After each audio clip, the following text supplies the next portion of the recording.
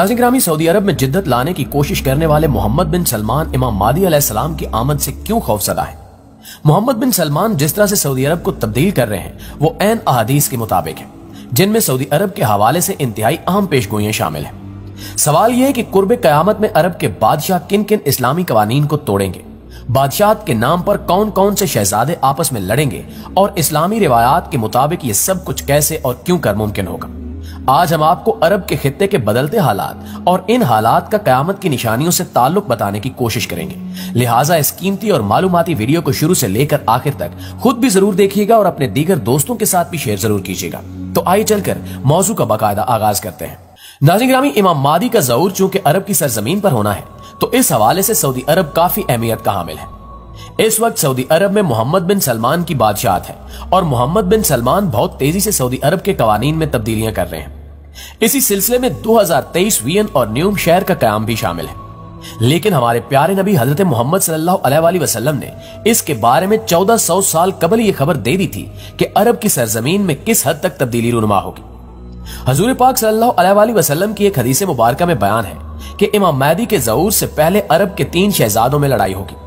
आप ये जानकर शिश्तर रह जाएंगे कि इस वक्त सऊदी अरब के 3 शहजादे हैं जो कि ताजो तख्त हासिल करने के लिए खुद को अहल समझ रहे हैं और मोहम्मद बिन सलमान ने खाना जंगी से बचने के लिए इनको अहम ओहदों पर तैनात भी कर रखा है।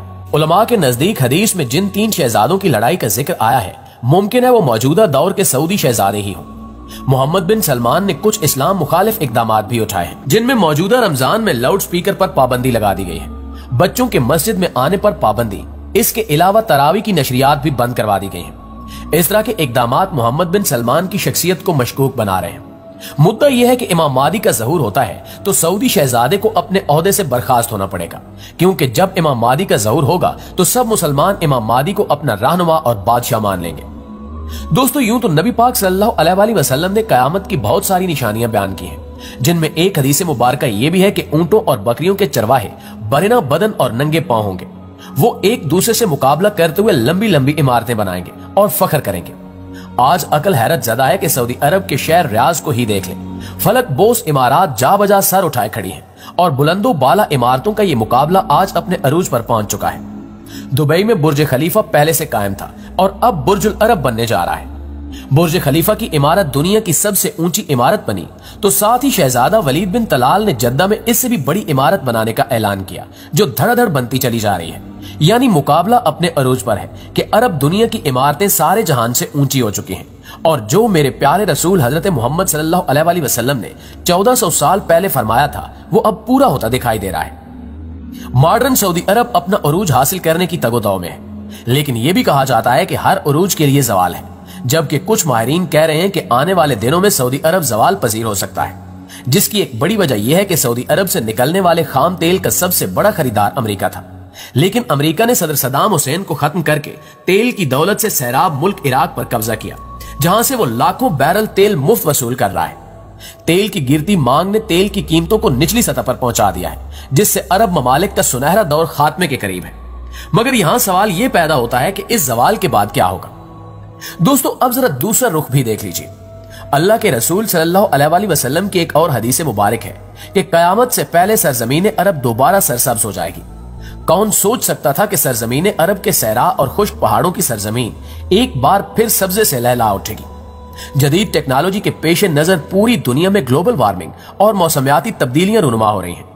नतीजा ये निकला है कि सऊदी अरब में बेमौसम बारिशें होना शुरू हो गई हैं। सऊदी अरब में एक सैलाब कुछ अरसा कबल आया था, जिसमें कुछ अफराद मौत की आगोश में भी चले गए थे, जबकि अरब सरजमीन जिसे पहले ही जदीद टेक्नोलॉजी के काम में लाकर सरसब्ज बनाने की कोशिश की जा रही है, अब वो कुदरती मौसम की वजह से भी सरसब्ज बन रही है। सऊदी अरब गंदम में पहले ही खुद कफील हो चुका है।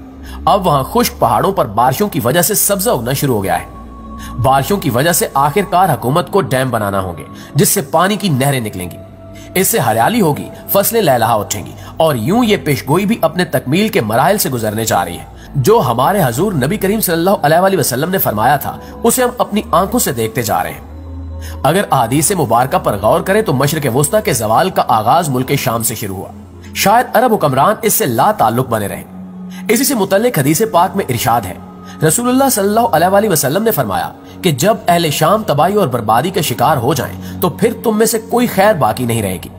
ये वाज़ेह है कि अहादीस मुबारका की रूह से शाम और अहले शाम से उम्मत मुस्लिमा का मुस्तकबिल वाबस्ता है। अगर मुल्क शाम ऐसे ही तबाह बर्बाद होता रहा तो पूरी उम्मत मुस्लिमा की खैर नहीं होगी। मुस्लिम स्कॉलर्स की तहकीक के मुताबिक मुल्क शाम 90% तक तबाह हो चुका है और सिर्फ 10% बाकी है। यानी मुल्क शाम मुकम्मल तबाही के बाद अब नज़ा के आलम में आखिरी हिचकियां ले रहा है।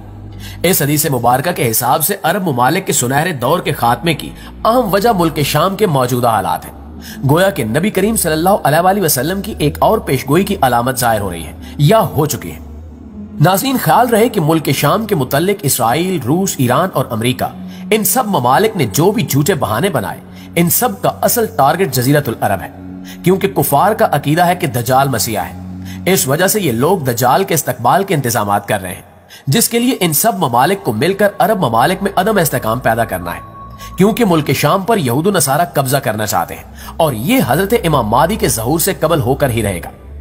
किताबुल फितन में है कि आखिरी जमाने में जब मुसलमान हर तरफ से मगलूब हो जाएंगे, मुसलसल जंगें होंगी, शाम में भी ईसाइयों की हुकूमत कायम हो जाएगी, सऊदी अरब, मिस्र और तुर्की भी बाकी न रहेंगे, हर जगह कुफार के मजालिम बढ़ जाएंगे, उम्मत आपसी खाना जंगी का शिकार हो जाएगी। अरब खलीजी ममालिक, सऊदी अरब वगैरह में भी मुसलमानों की शान शौकत वाली हुकूमत नहीं रहेगी। खैबर, जो कि सऊदी अरब का छोटा सा शहर है और मदीना मुनव्वरा से 170 किलोमीटर के फासले पर है, इसके करीब तक यहूद नसारा पहुंच जाएंगे और इस जगह तक इनकी हुकूमत कायम हो जाएगी। बचे कुछ मुसलमान मदीना मुनव्वरा पहुंचेंगे। उस वक्त हजरत इमाम मादी अलैहिस्सलाम मदीना मुनव्वरा में होंगे। दूसरी तरफ दरिया तिब्रिया भी तेजी से खुश्क हो रहा है, जो कि हजरत इमाम मादी अलैहिस्सलाम के ज़हूर से कबल खुश्क हो जाएगा। मगर क्या आप जानते हैं कि आलमी जंग का मरकज कौन सा खिता होगा? साफ नजर आ रहा है कि मशरिक़ वुस्ता ही मुतवक्के है और गज़वा हिंद होकर रहेगा।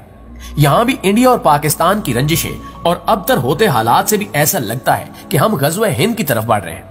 दोस्तों, आने वाले अदवार बड़े पुरफितन नजर आ रहे हैं और इसके मुतल्लिक भी नबी करीम सल्लल्लाहु अलैहि वसल्लम ने फरमाया कि मेरी उम्मत पर एक दौर ऐसा आएगा जिसमें फितने ऐसे तेजी से आएंगे जैसे तस्बीह टूट जाने से तस्बीह के दाने जमीन की तरफ आते हैं। आखिर में यही दुआ है कि अल्लाह पाक ईमान की सलामती अता करे और अपनी हिफ्ज़ व अमान में रखे। मौजूदा हालात के पेश नजर अपनी नस्लों की अभी से तरबियत और ईमान की फिक्र करें। मोबाइल के बेजा इस्तेमाल से, रात देर तक जागने, फैशन और यहूदी अंदाज अपनाने से और नमाजों को तर्क करने से रोके, वरना आजमाइश का मुकाबला दुश्वार होगा। सोचिए, समझिए और इस्लाह कीजिए। इंशाअल्लाह आपसे मुलाकात होती है अगली वीडियो में। तब तक अपना ढेर सारा ख्याल रखिएगा। अल्लाह निगहबान।